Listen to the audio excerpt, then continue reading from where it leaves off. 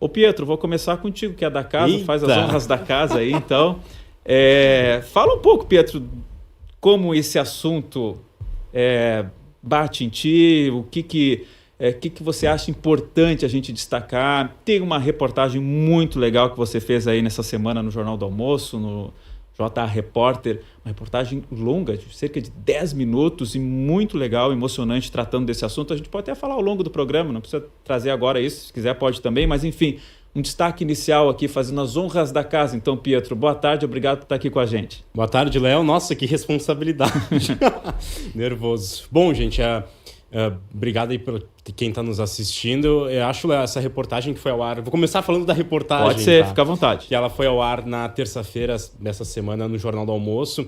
E foi uma semana que eu recebi muitos retornos de pessoas com vivências diferentes sobre suas histórias. E histórias que me tocaram muito, assim. E a gente acaba se identificando com uma outra história, com um outro aspecto, porque... São histórias diferentes, são vivências diferentes, mas de alguma forma a gente acaba se conectando, assim. Então foi uma reportagem muito especial de fazer, a gente conheceu diferentes histórias e realidades de pessoas em suas diferentes vivências, assim.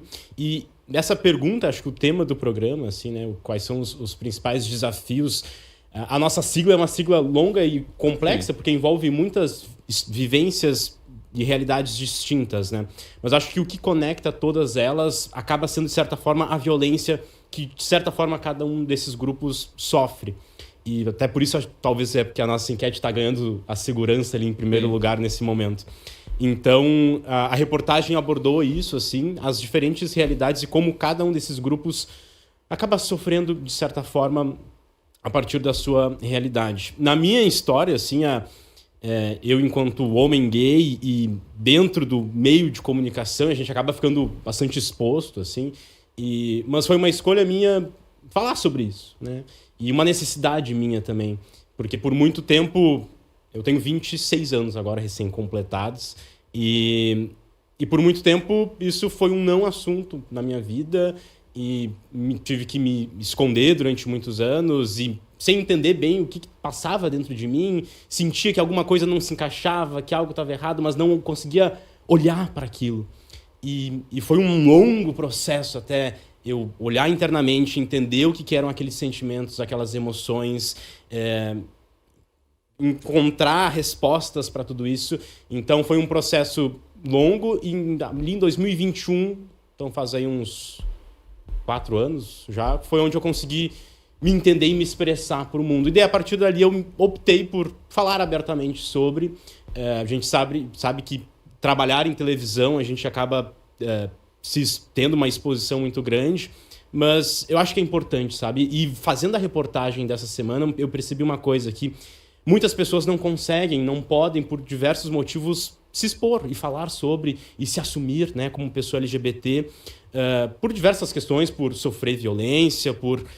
realidades sociais, enfim. Então, acho que eu, enquanto uma pessoa muito privilegiada, né, sou uma pessoa branca, sou uma pessoa que, de certa forma, fui muito bem aceito pela minha família com o passar do tempo, estou num veículo de comunicação, então são muitos privilégios que eu tenho.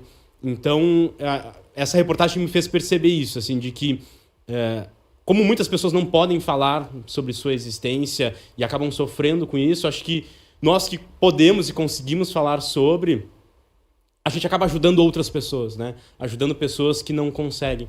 Então, um vai puxando o outro e acho que é muito legal estarmos reunidos aqui falando sobre esse tema, porque com certeza a gente está ajudando outras pessoas. A reportagem, quando a gente vai ao ar na TV, ela vai para muitos públicos diferentes, né? A gente, enfim... Desde uma pessoa com um letramento muito grande sobre LGBT, sobre, né, a vivência LGBT, quanto uma pessoa que não tem conhecimento. Mas na reportagem, Pietro, e muitas vezes na reportagem o repórter até se coloca como um personagem também, né? E tem, em dado momento, se coloca ali em primeira pessoa. Nessa você não falou de si, não, né? Eu deixei a história se contar e os personagens se mostrarem, e eu apenas ali um fio condutor, assim, né? Mas o nosso objetivo ali era iniciar conversas dentro de casa, né?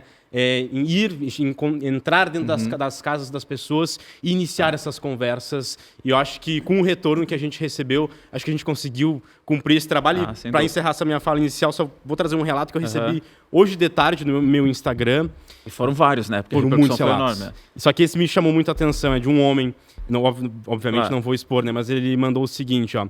Me escondo há 42 anos. Nossa. E isso é tão difícil. Parece que minha vida estará fadada a isso. Foram os anos mais difíceis da minha existência e às vezes penso que nunca serei feliz nesse sentido.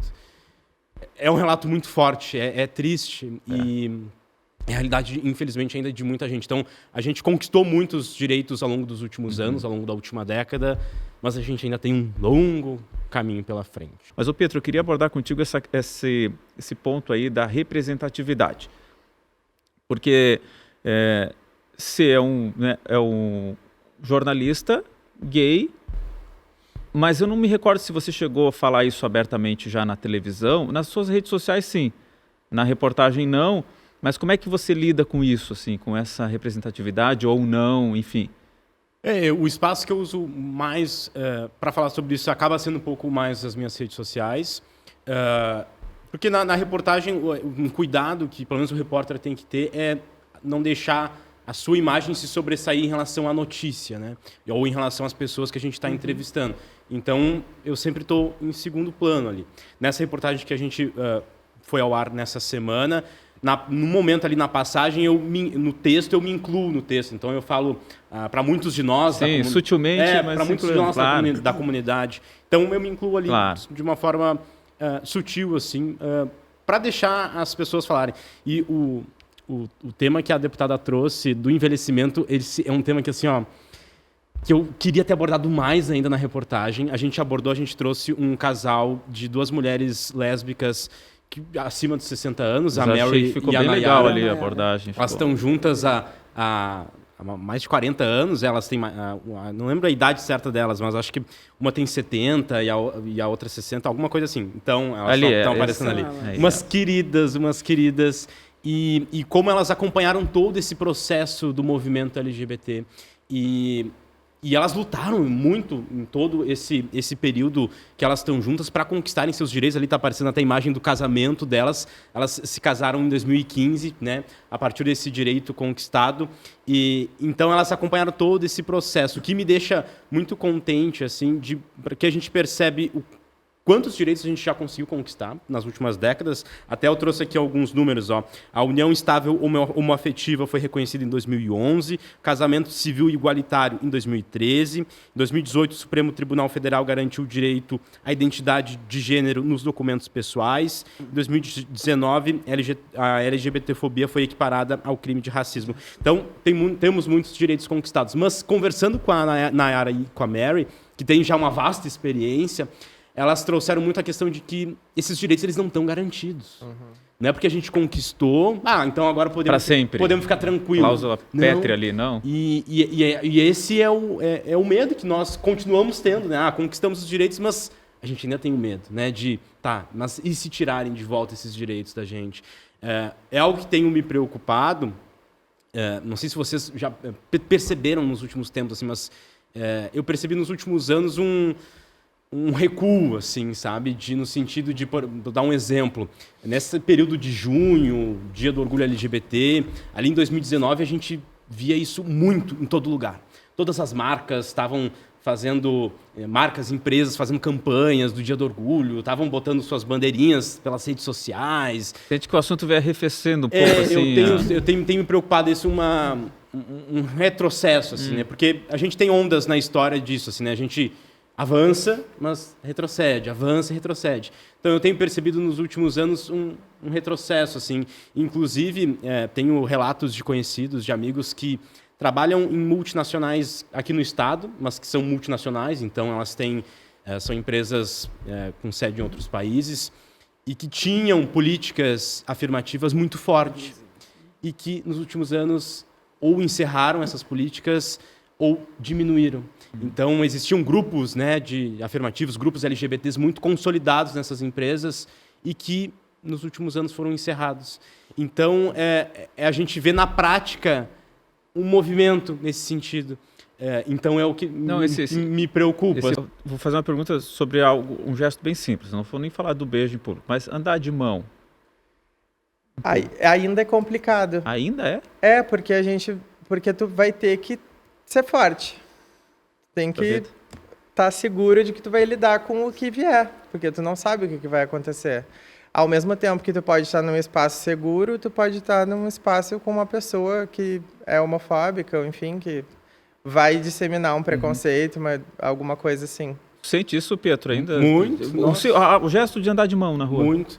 E daí acho que a gente entra nesse ponto da violência, porque a gente não sabe o que pode acontecer, o lugar onde a gente está. Então, andar de mão dada no shopping, na rua, eu não sei quem são as pessoas que estão ao meu redor. Então, a gente vai buscando formas de se proteger. Só que a gente também é uma forma de violência que a gente acaba... Só essa autoproteção já é uma forma de violência, né?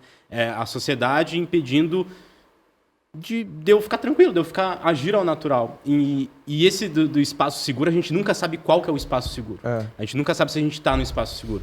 E daí, entrando na questão do trabalho, do mercado de trabalho, das empresas, hoje, inclusive, a gente fez um vivo no Bom Dia Rio Grande, falando sobre o mercado de trabalho e como as empresas não só não recrutam, mas acolhem essas pessoas e a forma como tu se sente dentro do teu trabalho. Que em tese é para ser um lugar seguro, mas muitas vezes acaba não sendo. Eu mesmo alguns anos atrás, já tive uma experiência assim, e foi a única experiência que eu tive de sofrer alguma forma de preconceito, só que é algo velado, né? Até então eu pensei que eu estava num espaço seguro, mas daí, trazendo esse relato assim, veio um comentário homofóbico, mas não diretamente para mim, mas a pessoa comentando comigo, fazendo um comentário homofóbico como que ele está acostumado a fazer no seu dia a dia. Só que ele compartilhou comigo sem saber que eu era um homem gay. Como uma piada. Isso pessoalmente? Pessoalmente, conversando assim, a pessoa fez um comentário homofóbico. É uma piada. É uma piada, uma brincadeirinha, né? Essa brincadeira é uma forma de violência. Ela tá mascarada, mas ela é uma violência. Então a gente nunca sabe quando vai vir. E aquilo naquele momento me desestabilizou de uma forma, eu não soube como reagir. E aquilo fica ecoando dentro de ti. Então, andar de mão dada na rua. Então, a gente não sabe o que vai vir, quando vai vir. Então, a gente vai se polindo, o que não deveria ser, né? A gente teria que ter a tranquilidade de estar em qualquer lugar. Pietro, muito obrigado. Valeu. Léo, obrigado a todos. E só para encerrar de uma forma um pouco esperançosa, eu tenho uma esperança no futuro, nas novas gerações. E espero que a gente continue debatendo e que toda a sociedade, não só a nossa comunidade, mas que toda a sociedade esteja engajada nessa causa.